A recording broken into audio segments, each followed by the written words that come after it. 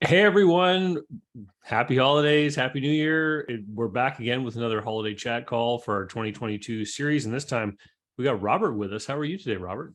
I'm doing well. How are you? I'm good. I'm good. What do you want to talk about today? Yeah, I got a few questions about acquisitions. I'm a 25-year plus business owner. Okay. Um, Never bought a business, never borrowed any money. I've been fortunate enough. I take that back. In 2009, I took out a $50,000 line of credit with my bank, and I never even had to use it. Okay. So I did everything organically. I had a heart attack 2 years ago and almost a year recovering, which hurts my business I had, which hurt my credit, which hurt everything. Okay. And so as I recovered, I just knew I didn't have another 25 years to try to build it. And somehow, somewhere, the acquisition strategy got put in my head. So I started researching and buying books and signing up for everybody's Facebook challenge and coaching program and YouTube video. And somehow that mix, I came across you amongst everybody else. And it became an idea that I wanted to pursue. It made sense. Why start from scratch? And you got people that want to sell their business 1, 2, 5 million, however many. That intrigued me. And I already had the business skills because I ran a business for 20 something years. But this Yeah. acquisition is really new to me. Fast forward, this was 2 years ago. Okay. I've done or signed 30 LOIs. So I'm able to find deals. Deal flow is not an issue. I use a combination of direct approach as well as going to the listing sites.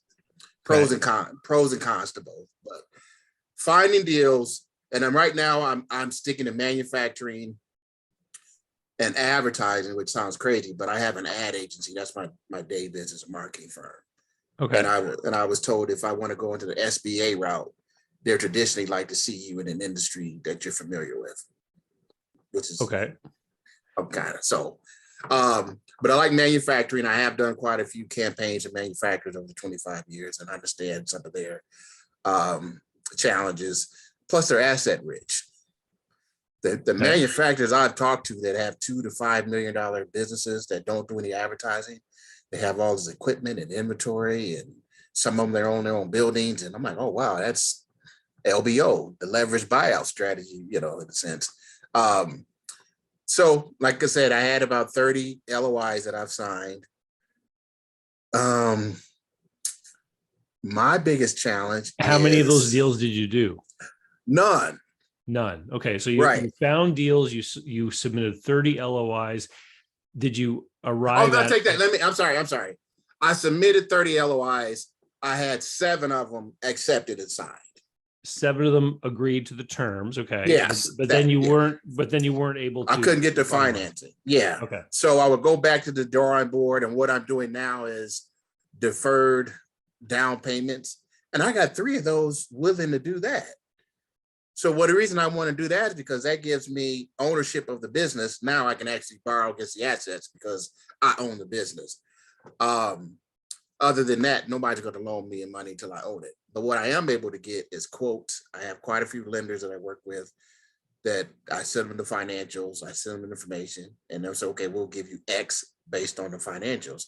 Now, they won't technically give it to me till I own the business, but at least I know how much I'll get, if that makes sense.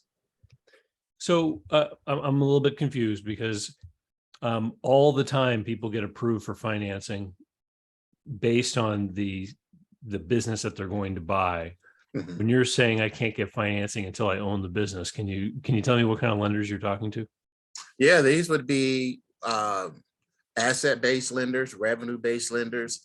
Because remember, I'm using the assets of the business to borrow against, but they won't give it to me because I don't own the business yet. Right. But I just recently found a few that'll at least give me a quote saying, because the business makes X, we'll give you 70% of it or 80%. At least they're kind of making a commitment. And then I figure once I sign and take over, I'll be able to get that money. Or am I missing something? So you're trying to do these deals, and you're not putting some of your own money down, is that it? Yeah, that's the goal. Is to do it with none of my own money. And I just saw your video the other day about the gurus teaching, and I know who that guy is too. I get his emails, how to make 10 million not using your own money. The issue I have with that is I can see how it can be done, but it's not as easy as they make it sound. You can get an investor, you can get a sponsor. You're not finna just call somebody out of the blue who don't know you and give you 100 grand. That's, you know what I mean? Now that might fall under no money down because they're going to cover the down payment, but who's going to do that?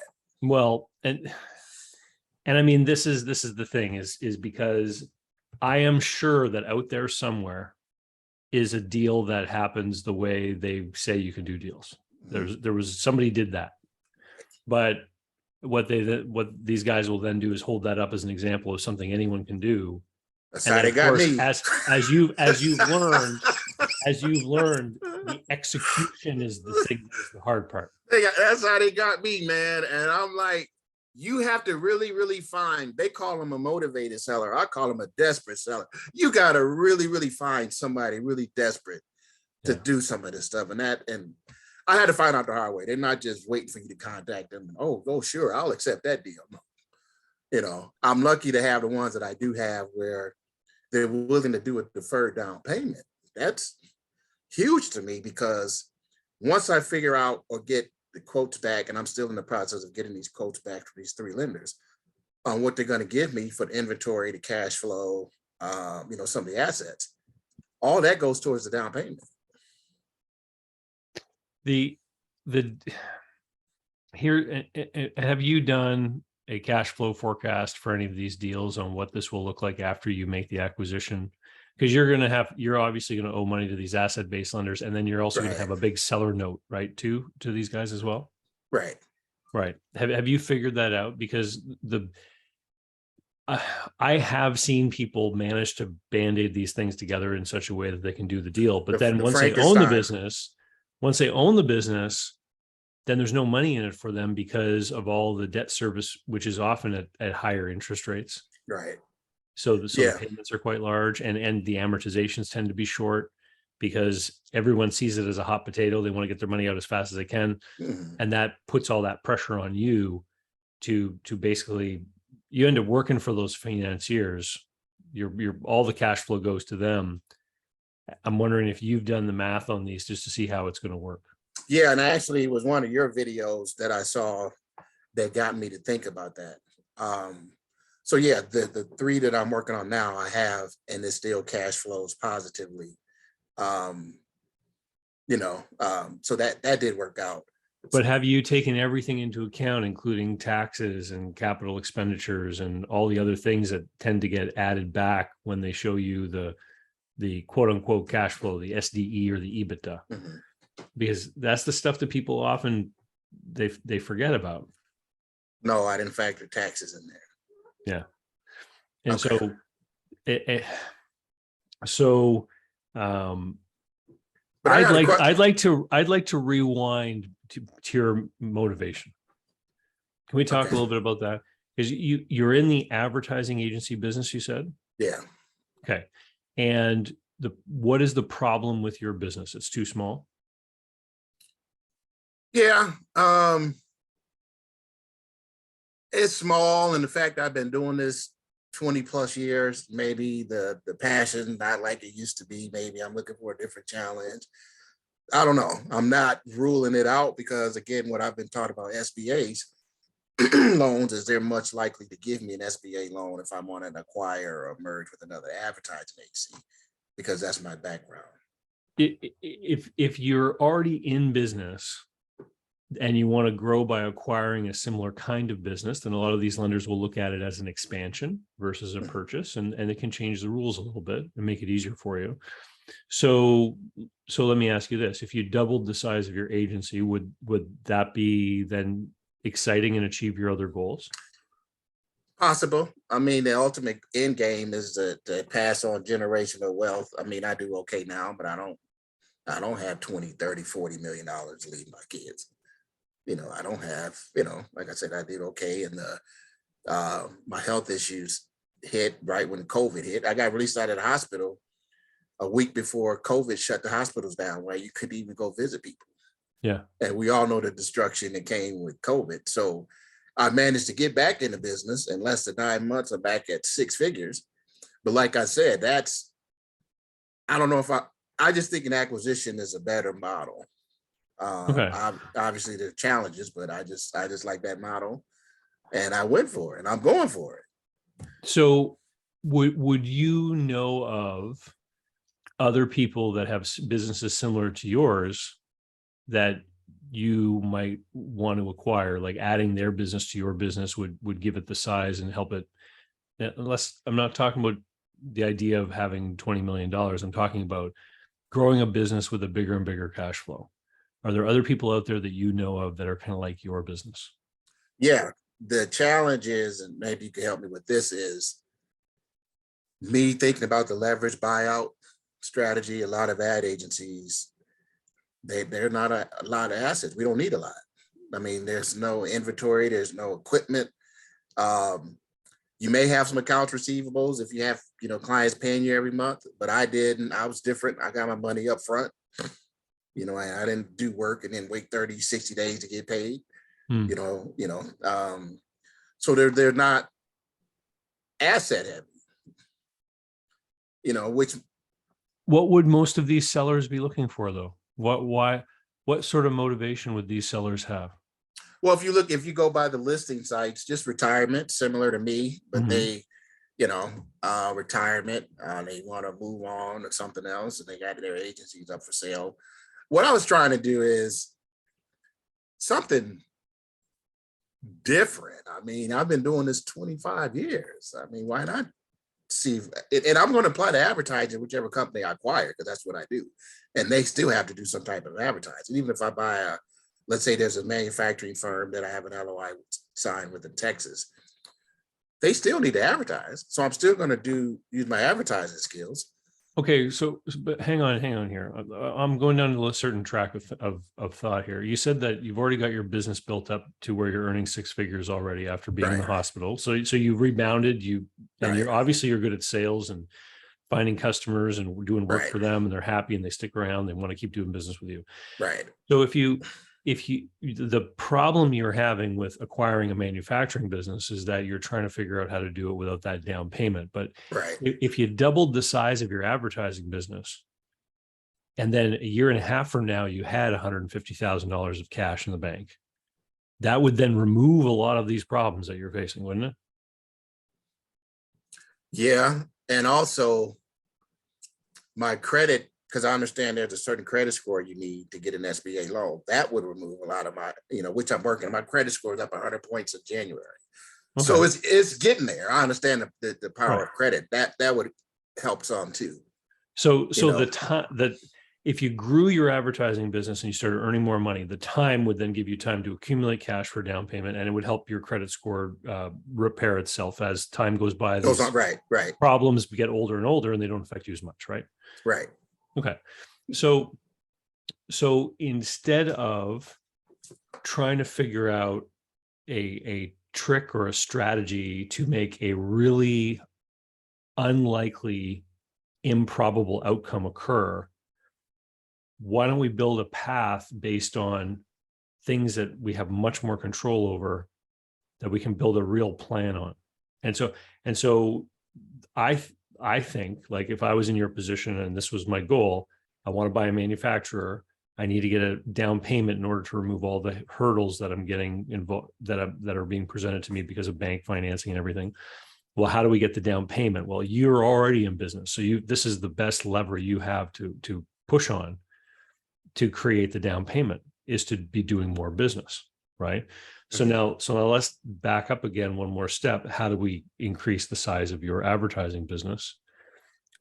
You went straight to talking about how advertising companies have very little in the way of assets to leverage as far as tangible things. Right. That's a problem that any buyer would face, trying to buy a business like that. So someone who's trying to sell a business like that then becomes a problem for them. The people who might want to step up and buy their business are going to have a harder time because the tangible assets aren't there. That is something you can use to your advantage. So, for example, if someone out there had an advertising agency and they were serving, 25 clients or something, right? And they want to retire, presumably they have accumulated some savings or investments over the course of their lifespan in their business. Right. If you can create a proposal to them where they can turn that business into an income stream for themselves. And I've done videos about this before. I've actually worked on deals like this, where you do a deal where you create a cash flow that they can live on for 6 or 10 years, and then they don't have to dip into their investments, right? So the way I like to look at it is this, because an advertising agency, a lot of the time you've got a superhero character in that business, right? And like, people are doing business with you because they like you and they know that you know what you're doing. Right. And you've delivered results for people. Right. And it's the same with those other people whose businesses you might want to buy. And so their customers are going to be like, okay, well, now there's a new guy here. Right. So the difficulty, if you went and gave that person a pile of money for their ad agency, how do you know all the customers will convert? Right. That's the biggest risk, right? Right. Again, the people who own those businesses know that risk exists. So the way I like to think about it is we want to create a deal so that you only end up paying for the clients that stick with you, that are actually transferred over in a purchase. And the way that you conceptualize that is, think about it like a commissioned salesperson. So this business owner over here has accumulated, 30 clients over the last little while. You're going to take over his business. He's going to bring those customers to you, and you're going to pay him as though he was the salesperson that went out and got them all for you. And you might say, I'll give you a percentage of everything I build these guys over the next 10 years or 7 years or whatever it is you negotiate. And so now there's no risk for you, right? And there's no need for having a lot of money, and there's no need to go borrow money at the bank. Is that guy going to accept that kind of offer from anyone? No, because the very first fear he's going to have is that you're going to fumble the ball. Mm-hmm. But because you're already in the industry, you can show them the track record you have, right? So you're the only kind of buyer who could present that sort of deal. How would I approach someone like that? Let's say I go to Biz Buy Sell and I type in advertising agencies, and I see, there's a dozen or so for sale. How do I even approach them with this type of offer? I don't know if I would even go looking in a marketplace like that, because if those people have been to business brokers, they're probably they've probably been told the idea that their business is worth a certain amount of money, and they're expecting someone to go get an SBA loan for it. Okay. Right. So the way to do this is to get a list, whether you use the Yellow Pages or what have you, or Google, and build your own list. I can get a list easy. I got software that can do that. Okay. Yeah. Build a list of businesses that would be similar to yours, and then start approaching those people saying, are you interested in looking at a retirement program? I run a program for client acquisition that can lead to residual income for you, passive income. Use the buzzwords, right? But the whole idea that you're trying to say to them is that if you're ready to exit this industry, whether it's someone who wants to retire, or maybe it's just somebody who's never been as successful as you, who, is kind of marginal. They work really hard, but they've only ever earned 40 or 50,000. And they say, you know what, job market's good. Maybe I should jump ship and go get a job. They get a letter or a phone call from you saying they can turn their client base into passive income. Might be attractive even to a person who's only, 35, not necessarily someone retiring, right? Okay. And so you start talking with these people, and when they talk back, when they respond to you, you work on that relationship and create some sort of presentation, a PowerPoint deck or what have you, where you talk about your background, your history, how you've been successful, what kind of clients you serve, what your track record has been, so that if they're going to hand clients over to you and introduce you to them in exchange for some kind of cut from whatever business you're doing with those people, that they can trust that you are a capable operator, right? Okay. So this deck is going to be presenting you and your strength and your experience, And if you've been in this business for decades, then obviously like you can show that you have this track record, right? And then you have to explain, how does this work? How do they get paid? Is it, based on a percentage of business that you do with the client, and it's calculated every quarter after the, invoices are paid and that kind of thing? Mhm. So what would they expect? So then you can create a, fictitious scenario. Let's say your business does 500,000 in sales and it represents this number of clients, and I start managing those accounts. And then this is the kind of money that you would see over the course of the next few years.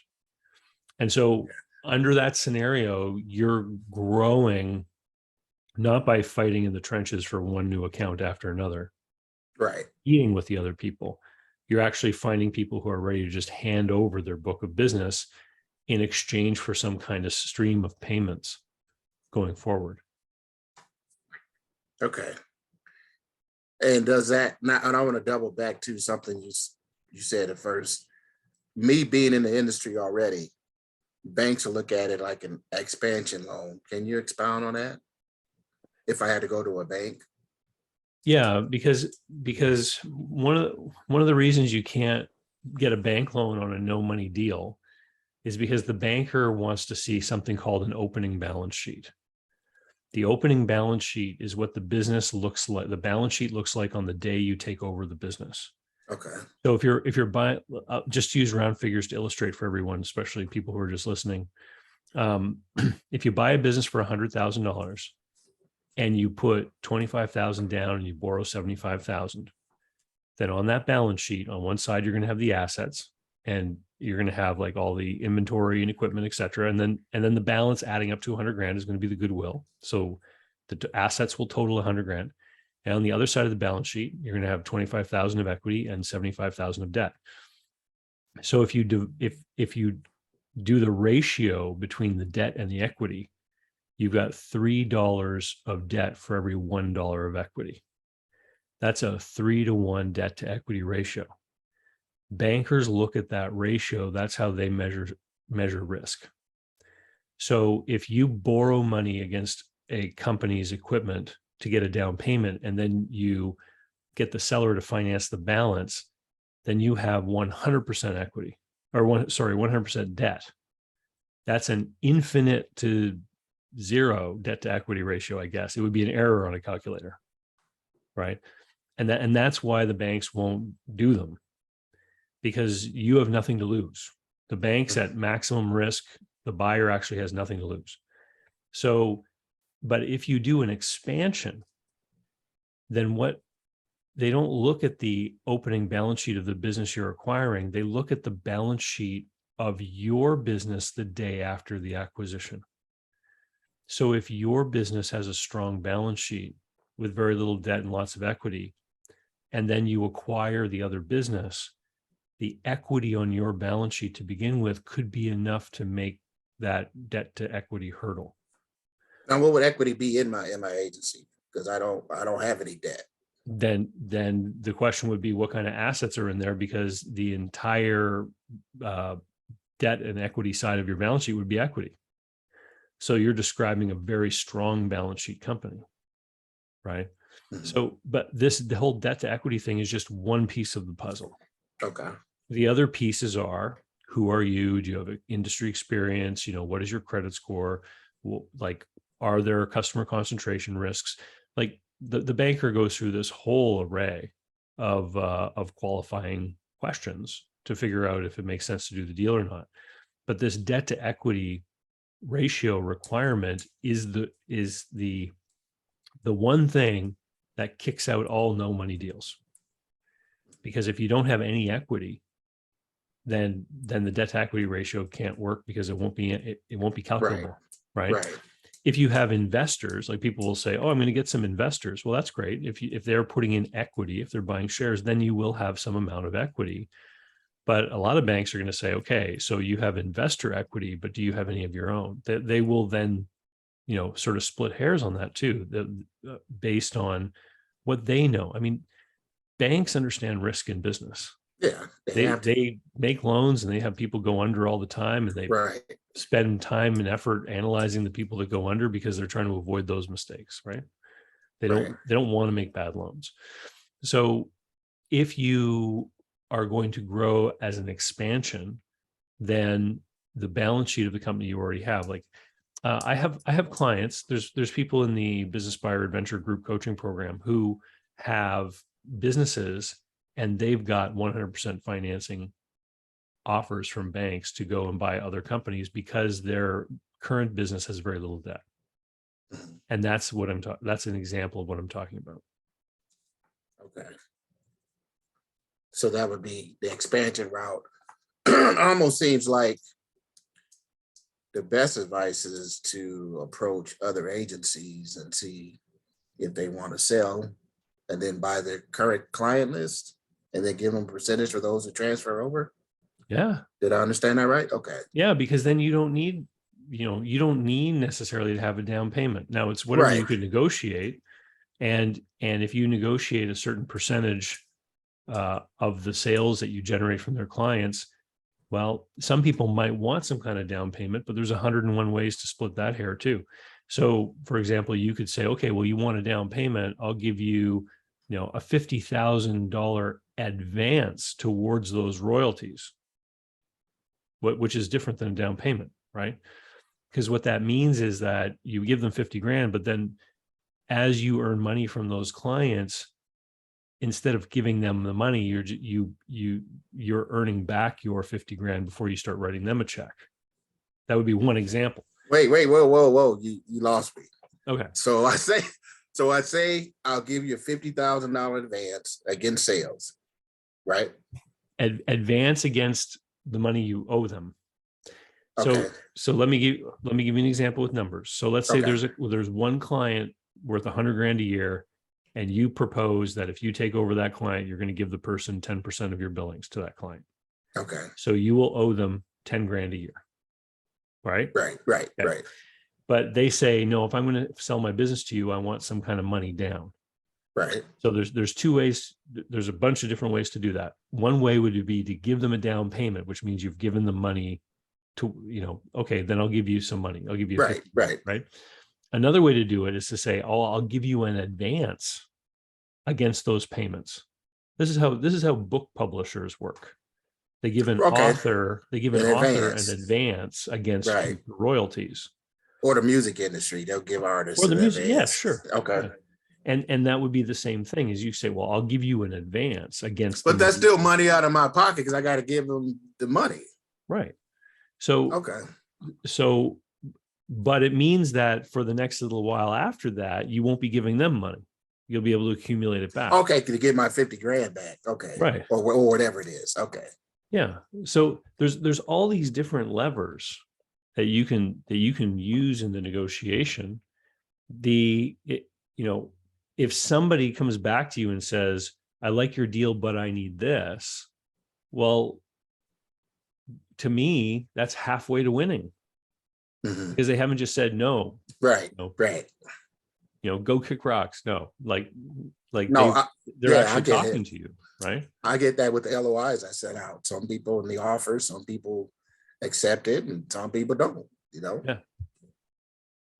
So if you grow the size of the ad business so that your profits start to increase, then you're going to be able to accumulate some cash, which you could then use to then start making more advances to keep growing that ad agency.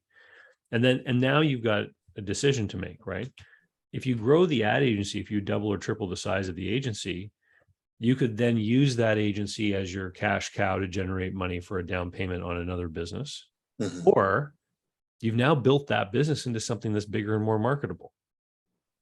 You could sell the agency. And if you don't have a customer concentration problem, it's going to be easier to sell. And if you can demonstrate to buyers that the goodwill resides with the company rather than you, it'll be more sellable. Right. Right. That's the biggest problem with a business like this is where does the goodwill reside? Yeah. Yeah, it's definitely behind me.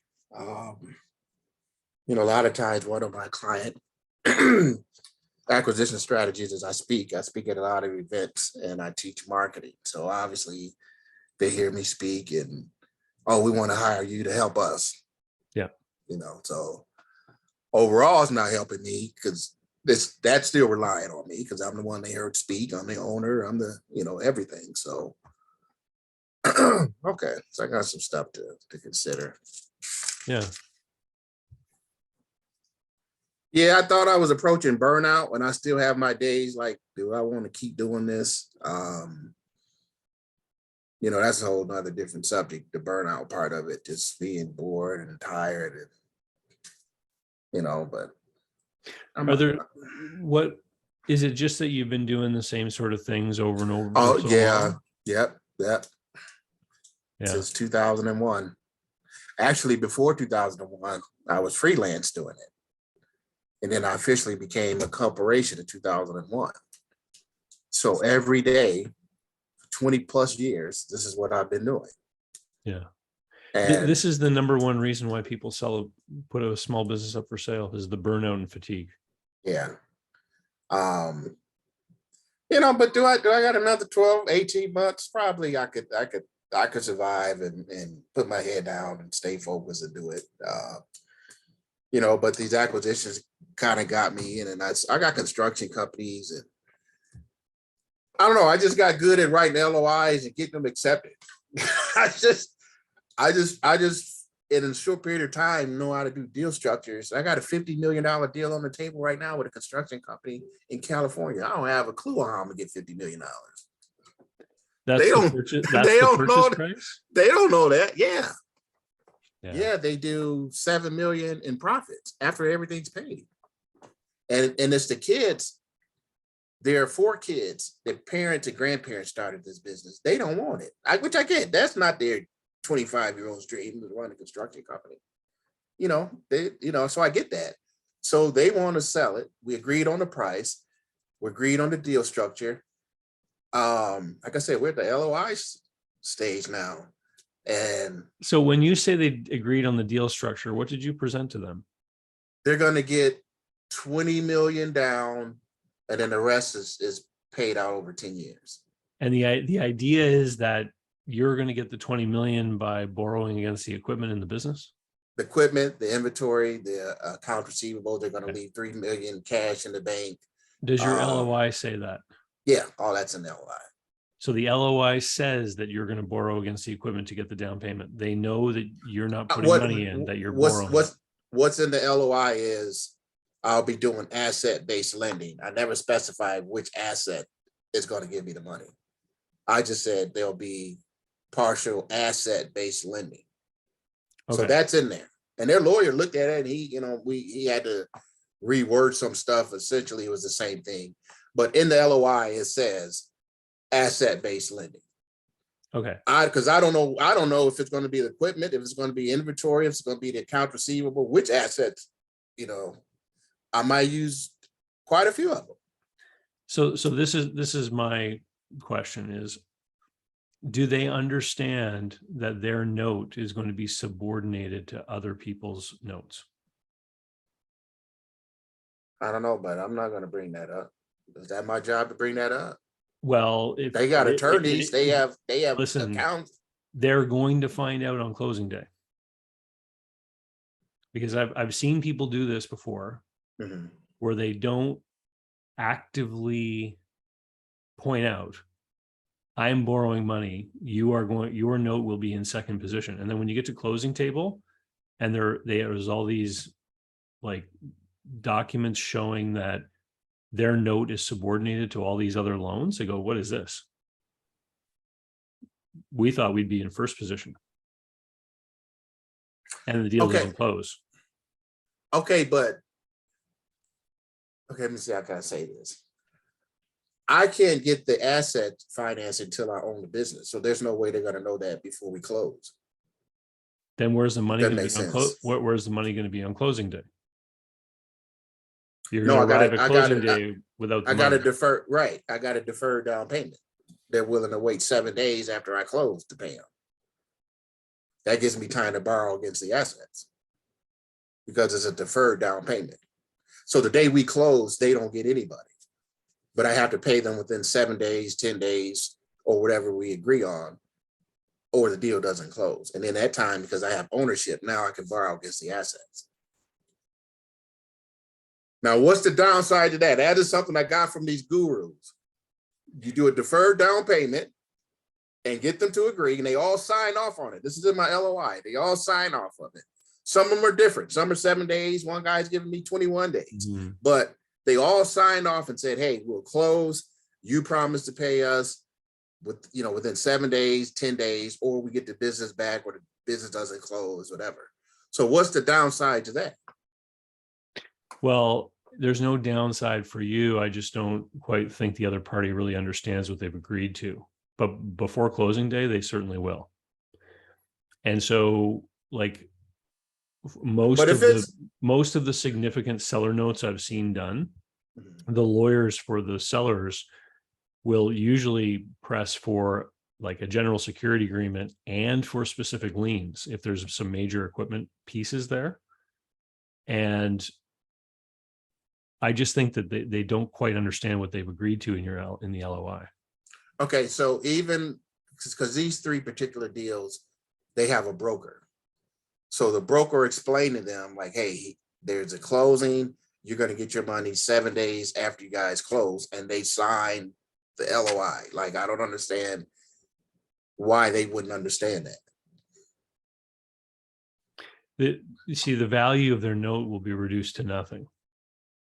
Because if you take over the business and you start operating it and you fail, and they want to come after you, then they can't seize the equipment in the business because of all those other liens that are in right, place. because it's been pledged to somebody else. Okay, I get that. Right. The equipment, but they get the business back. Yeah. I would be concerned that they don't quite understand what they've agreed to.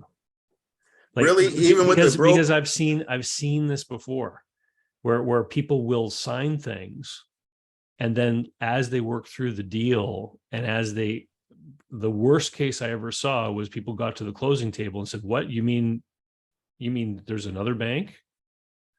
And then they walked away. Mm-hmm. Like, you have to be very transparent. Very transparent. That this whole idea that you can use tactics to try to like be sneaky and get things around on people. See, and I don't think I'm doing that, because that's in the LOI. It's saying that it's deferred. They have brokers, and then they're sending it to their attorneys, and sometimes they're coming back rewriting, or adding stuff. One guy wanted to add a personal guarantee. Another guy. So let me give you a real life scenario. Okay. So it was a driving school.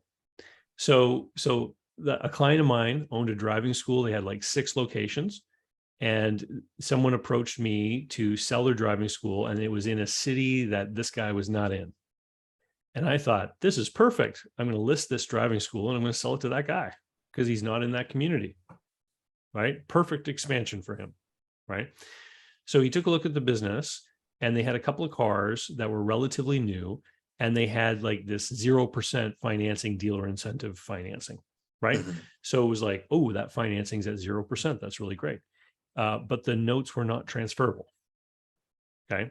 And one of them had like 2 years left on it. Another one had like 1.5 years left on it. So we wrote up the deal that he would take over those notes by assuming the payments on them. Mm-hmm. Okay. So you tell me what that means. What does it mean when someone says they're going to assume the payments? They're responsible for making the payments. Right. So the seller agreed to that LOI. On closing day, the seller was like, well, where's the documentation for you to take over those loans? And I was the broker. I said, well, actually what the offer said was he was going to assume the payments, which means every month he's going to give you the money so that the bank can pull it out of your account. And she said, so my name's still on those notes? I said, yeah, that's what you agreed to. And she said, Well, I'm not going to have my name on a debt if he's servicing it and I don't have the cars anymore and I don't have the business. That's crazy. I would never agree to that. Okay. Okay. So okay. So what happened was it didn't close. Okay. Now he was in business and he had a substantially good sized business. And so he just found the money another way. And we got everyone together the next day. And he said, this is what I'm going to do. And he said, I can do this, this, and this, and I will pay off those loans within 30 days. And the lawyer made up a thing that said he promised to pay them off within 30 days. And then they closed. Okay.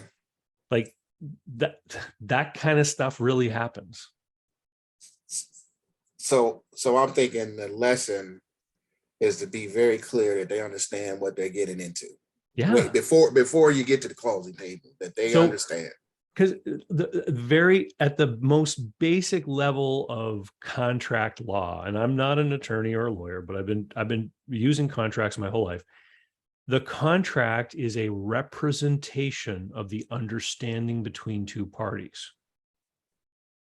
Okay. Okay. Which means the two people have to be fully engaged and aware of what is happening, and then the documentation represents that agreement. When you put something in front of somebody with language that they may not fully understand the same way you do, the contract no longer represents the understanding. But that would still be more in my favor if they had a broker look at it and their lawyer look at it and they still signed it, because those people would have explained it to them. And then on closing day, if they refuse to close, what are you going to do? You're going to sue them? They're not wasting the trip. No, but then what about your attorney's time, your accountant's time? Like, well, I could put a breakup clause in there.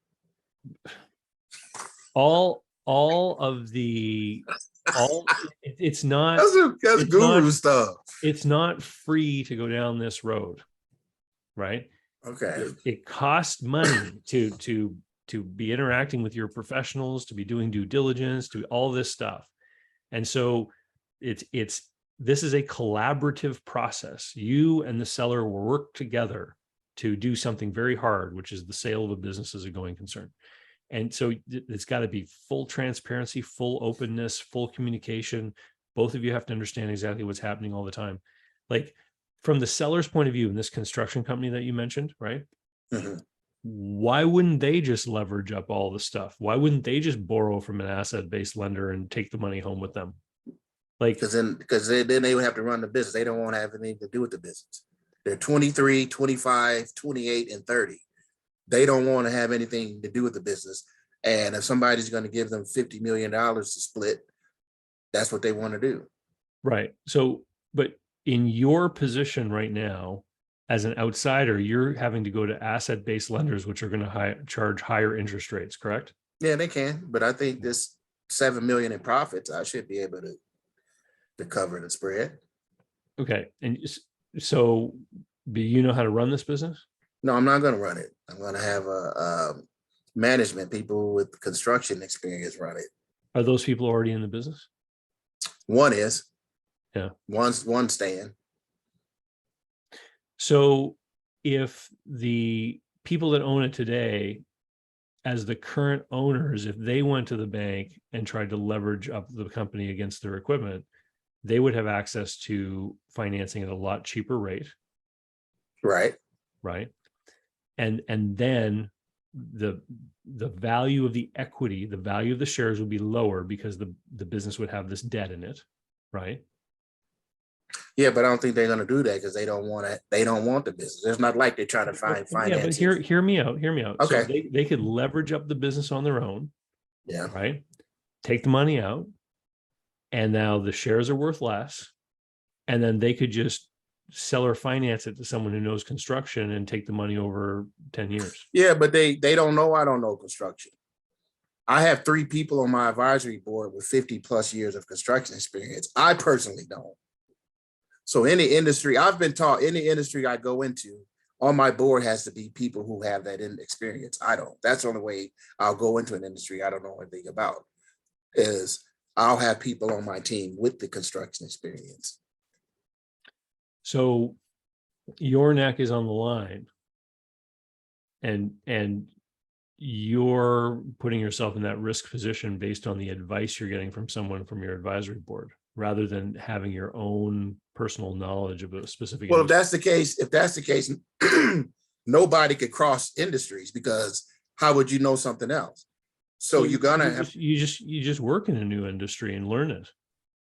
Why would I do that when I could put somebody on my team that's been doing it 30 years? You know how long it would take me to learn construction? Yeah, Now that's the the whole point. You see, no, construction. we disagree, because Warren Buffett owns 80 different companies. Okay, he Yeah, but doesn't run and have knowledge in all those right. industries. You put people in the right place. So what's the book look like for this construction business? How many contracts do they have signed for the next 2 years? They got $2 billion worth of contracts signed with the B. Wow. I got okay. balance sheets. I got profit and loss statements. I got financials. I got tax returns. I got all this stuff. And then I got my people who do my due diligence, looking at it. And so, again, like I said, I never go into an industry. My industry is advertising. I'd be a fool to go into transportation, trucking, manufacturing, construction, you name it, because I don't have enough experience. So I partner and team with people who do have the experience. That's how I'm able to even get to the table to talk to these guys selling their business. Because if I just told them, hey, I've been owning an ad agency in Chicago for the last 25 years. Okay, well, what the heck you know about construction? We would never get to the second talk. But So, when I so the sellers believe that your advisors are part of the buying group, that you're buying this. they're on my advisory board. So they're your partners? Yeah, I guess you could say that. They're on my advisory board. And I can legally use their name and say, okay, here's my team. X with 25 years experience in construction. This guy has 30 years of construction management. This guy has 25 years in residential construction. They're on my advisory board. They're my partners. So are they contributing to the deal financially? No, they don't have to, because I plan on using leverage buyouts and not even using any of my own money. Okay. Listen, I would love for you to come back on after you do the deal and explain how it goes. Like, I'd love to do that too. So, and that's why we're having this conversation, is because, you gave me some clarity with the ad agencies to kind of stick with that approach, at least for another year or two, to grow it. And then that'll solve a lot of the other issues. But part of the other issue is, I just like doing these deals. I just like seeing if I can get an LOI, pull some kind of deal structure together that I think I can do, and have an other side. Okay, yeah, I'll sign it.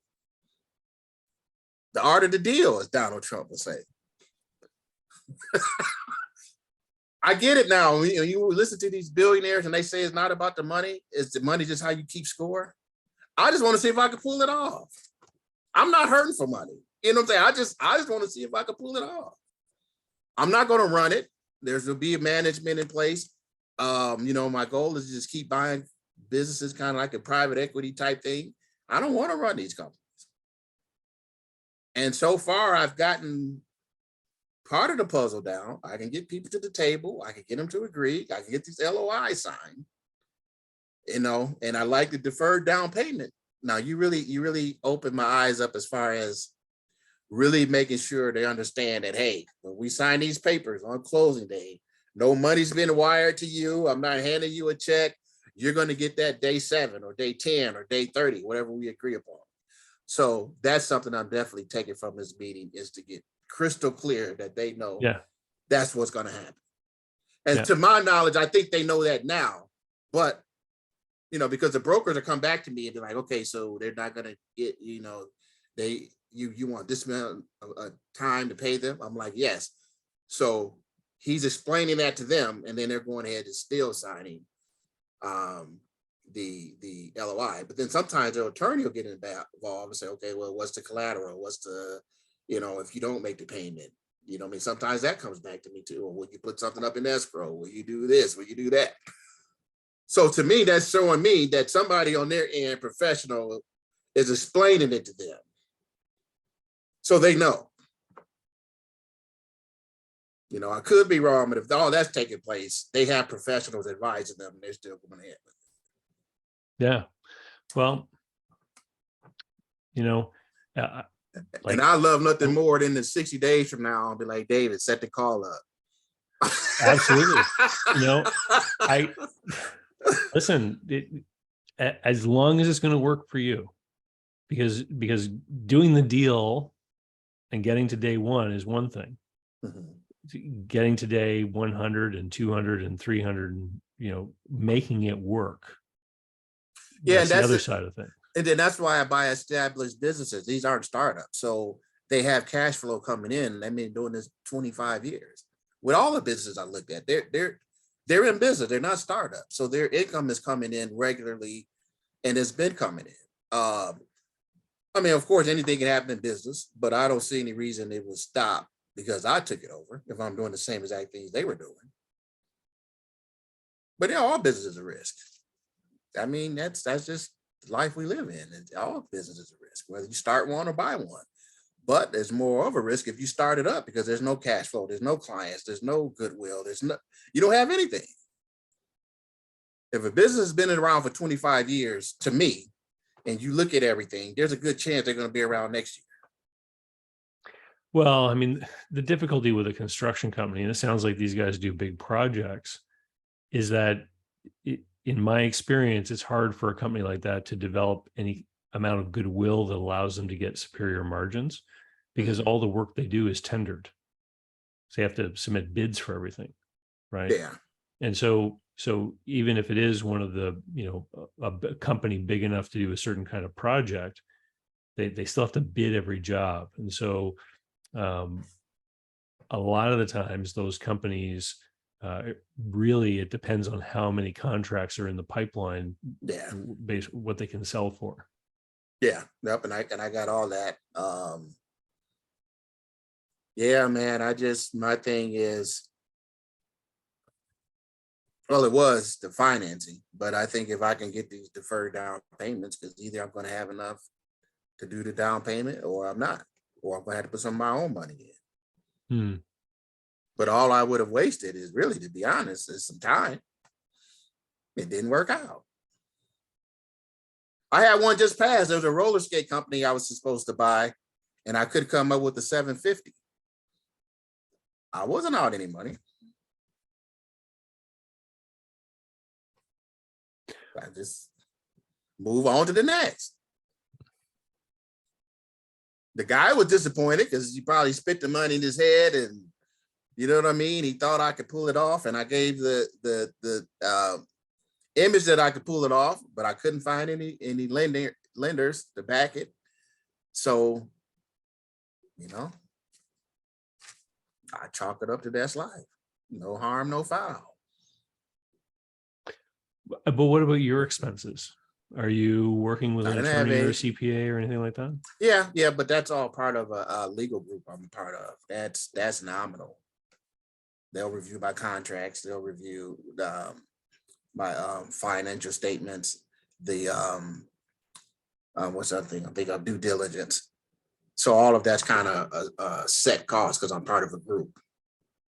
So I can do 100 of these a month, and I wouldn't feel a pinch. Sorry, because I'm not sure what you mean. Can you explain that? Okay, you were basically asking what about my costs for the due diligence, right? Because each time I have to do these deals, somebody has to verify the numbers and make sure the legal due diligence and the financial due diligence. I'm saying I'm part of an entrepreneurs group where if I submit 5 deals a month or a week, it's not costing me anymore. They're going to do my legal and financial due diligence. So you're part of a group where they have like accountants and attorneys on staff that do all this work for you? That do this part of this group I'm buying, yeah. So if we all pay $500 a month, and then there's 10 of us, that's $5,000 a month. And they know everybody's not going to submit 100 deals a month. Okay. I think the average person submits 2 deals a month, and I submit 2 deals a week. Okay. Yeah. And So then you're getting good value out of that. yeah, because they let me know, okay, well, kind of like what you said, the debt to income was not what it should be, or why did sales dip this much in this month? Ask the seller this, and they get back to me, and then I'd say and ask these questions to the seller. And if they give me the green light, like, okay, well, everything checks out. The due diligence, we checked the corporation papers. They do own the business. It is theirs. We checked, they're up to date licensing. There are no pending lawsuits that we could see. They do the legal due diligence, and I get all of that. All right. Well, let me know how it goes. Okay. If I- you're able to close this, I want to have you back on. Yeah, man, I appreciate it. And you definitely gave me some stuff to think about, which is why I signed up for the call when I saw what you were charging. I'm like, yeah, I'm jumping on this to ask this guy, he's pick his brain for $75. Hey, but it's a treat for everyone because everyone's going to get to enjoy it and learn from it too. Okay, yeah, thanks a lot, David. All right. Have a good day, Robert. You too, man. All right. Bye.